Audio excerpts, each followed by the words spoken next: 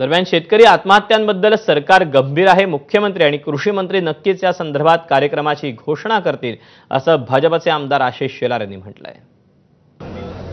मला वाटतं सरकार एकाही शेतकऱ्याच्या आत्महत्येबद्दल गंभीरतेने काम करत आहे। सर्व योजना कार्यक्रम तो शेतकऱ्यांपर्यंत पोहोचणं, अधिकच्या त्यांच्या मागण्या यावर योजनाशः काम चालू आहे।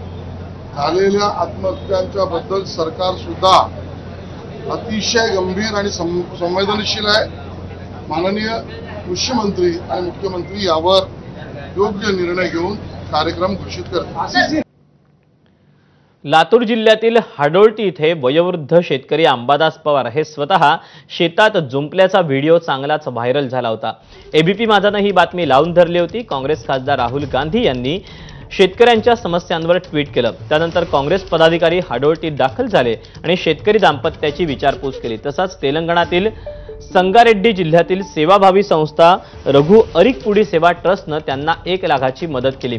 या पैशातून बैलजोडी आणि आवश्यक अवजार विकत घ्या, असं आवाहन या संस्थेनं पवार दाम्पत्याला केलं।